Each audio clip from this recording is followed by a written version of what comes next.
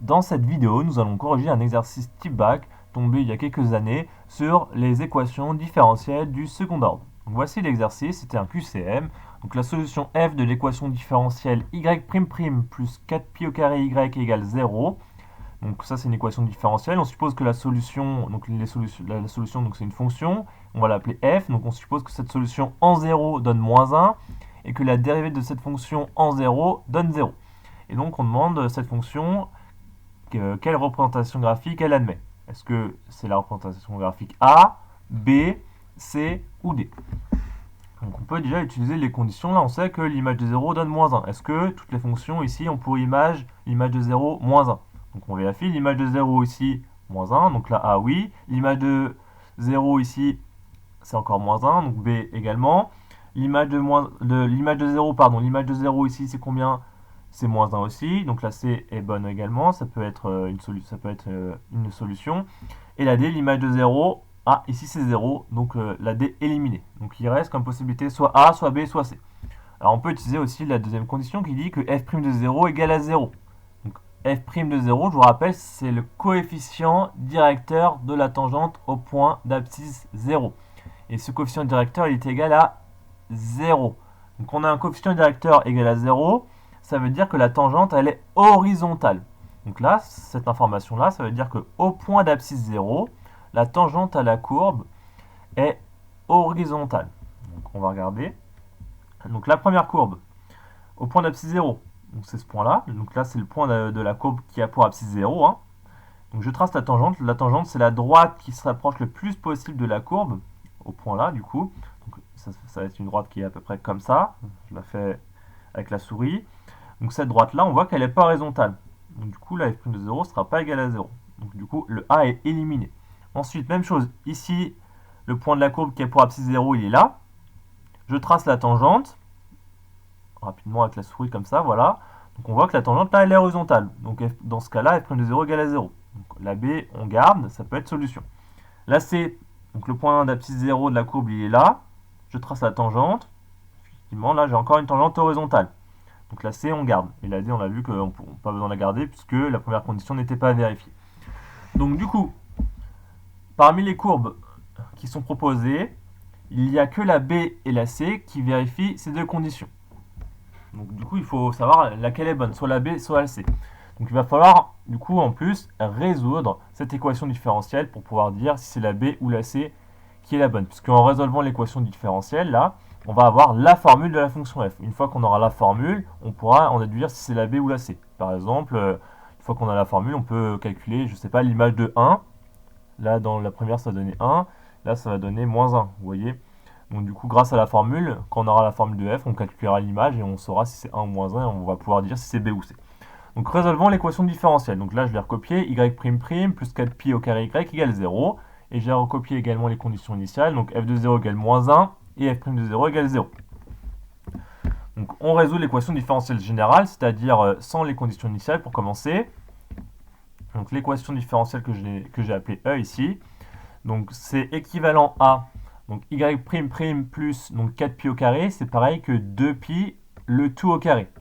Y égale à 0. Donc pourquoi j'écris ça comme ça? Puisque là on a une équation du type y' plus oméga au carré, y égale à 0. Et ça, on sait le résoudre puisque les solutions sont de la forme lambda cosinus de oméga x plus mu sinus de oméga x. Donc ça, c'est une formule du cours, hein, d'accord? Et donc du coup, lambda et mu sont des constantes quelconques qu'on va déterminer. Donc voilà les solutions générales. Maintenant, pour trouver ces constantes, lambda et mu, on va utiliser les conditions initiales. Donc la première condition initiale, on va l'utiliser. Donc utilisation de la première condition. Donc on utilise f de 0. Donc on a la formule f de x. Donc on va calculer f de 0 avec cette formule. Donc il suffit de remplacer x par 0. Donc ça va donner quoi? On va remplacer tous les x par 0. Donc ça va donner cosinus de 2pi fois 0. Donc 2pi fois 0, ça va faire 0. Donc on aura lambda cosinus de 0 plus mu sinus de 0. Après à connaître, hein, cosinus de 0, c'est 1. Sinus de 0, c'est 0. Donc au final, on a lambda fois 1 plus mu fois 0. Ensuite, on simplifie ça. Lambda fois 1, c'est lambda. Mu fois 0, c'est 0. Donc au final, il nous reste lambda. Donc, d'une part, on sait que f de 0 égale moins 1, d'accord? C'est l'énoncé. Donc on a d'une part f de 0 égale moins 1, et d'autre part, on a f de 0 égale lambda. Donc f de 0 égale moins 1 et lambda, donc du coup ça veut dire que lambda égale moins 1. Donc on a trouvé la première valeur de la constante ici, lambda égale moins 1. Donc maintenant on va essayer de trouver la valeur de mu en utilisant la deuxième condition. Donc dans la deuxième condition, on a une dérivée. Vous voyez, on a f' ici, on a du prime. Donc du coup, il va falloir dériver la formule de la solution générale. Donc on dérive la fonction ici, donc f de x, on dérive, ça donne f' de x égale, donc on dérive donc, une constante fois une fonction. Donc la dérivée, c'est lambda fois la dérivée de cosinus de 2πx. Donc la dérivée de cosinus de 2πx, c'est quoi? Donc attention, la dérivée de cosinus, je vous rappelle, c'est moins sinus. 2πx, il y aura du coup 2π à remettre devant, donc ça va donner, donc la dérivée de lambda cosinus de 2πx, ça va donner moins 2π lambda sinus de 2πx. Donc là, on a juste remis le lambda ici, et on a dérivé cosinus de 2πx. La dérivée de cosinus de 2πx, c'est moins 2π sinus de 2πx. La formule pour dériver cosinus u, c'est moins u' sinus u. Même chose ici, on dérive mu sinus de 2πx, donc la constante, on la laisse ici, on ne touche pas, et on dérive ensuite sinus de 2πx, la dérivée de sinus de 2πx. Alors attention, la dérivée de sinus, c'est cosinus, il n'y a plus de moins là, donc c'est 2π cosinus de 2πx. Donc voilà, on a réussi à dériver la fonction f. Maintenant, on va utiliser la condition initiale, donc on va remplacer x par 0 pour calculer ici combien ça fait.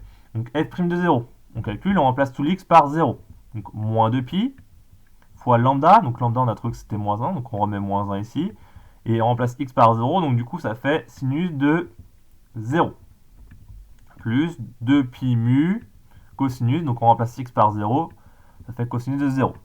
Ensuite, comme tout à l'heure, sinus de 0, cosinus de 0, on peut calculer ça, donc moins 2π fois moins 1, moins par moins ça fait plus, il reste 2π, sinus de 0, c'est 0, 2π mu, on n'y touche pas, fois cosinus de 0, c'est 1. Donc maintenant, on simplifie. 2π fois 0, tout ça, ça va faire 0. Il va rester 2π mu fois 1, c'est-à-dire 2π fois mu. Donc, voilà.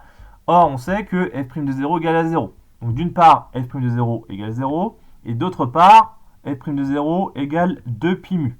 Donc, au final, on a que f' de 0 égale 2π mu et 0. Donc, 2π mu égale 0. Et donc, nous, ce qui nous intéresse, c'est la valeur de mu. Donc, qu'est-ce qu'il reste à faire? Il reste à isoler ce mu en divisant à gauche et à droite par 2π. Donc, ça va faire mu égale 0 sur 2π, ce qui va faire 0 en fait. Donc, la valeur de mu est égale à 0. Et donc, on a réussi à trouver la valeur de lambda, qui est moins 1, et la valeur de mu, non, la valeur de lambda qui est moins 1, oui, et la valeur de mu qui est 0. Et donc, du coup, on a la solution. Donc, lambda égale moins 1. Donc, on va pouvoir remplacer ici. Mu égale 0, on va pouvoir remplacer ici. Donc comme solution, on obtient f de x égale donc lambda moins 1, on peut oublier de mettre le 1 ici, cosinus de 2πx plus 0 fois sinus de 2πx. Donc 0 fois quelque chose, ça fait 0, donc pas besoin de le mettre. Donc on a trouvé la formule de f. Et donc du coup, parmi les courbes qu'on avait tout à l'heure, on va pouvoir en déduire laquelle est la bonne. Donc par exemple, en calculant l'image de 1, si je remplace x par 1, f de 1, ça fait quoi f de 1? Donc je remplace x par 1, donc ça fait moins cosinus de 2π, 2π fois 1, et cosinus de 2π, il faut connaître son cercle trigonométrique, donc 2π c'est faire un tour complet finalement, c'est comme si c'était cosinus de 0, donc ça fait en fait, cosinus de 2π ça fait 1, comme il y a un moins devant, ça va donner moins 1, donc f de 1 égale moins 1.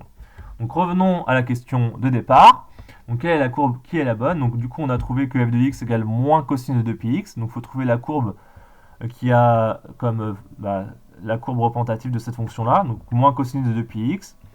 On utilise en particulier que l'image de 1, c'est moins 1. Donc là, il n'y a qu'une courbe qui a pour image de 1 moins 1. Vous voyez, c'est celle-là.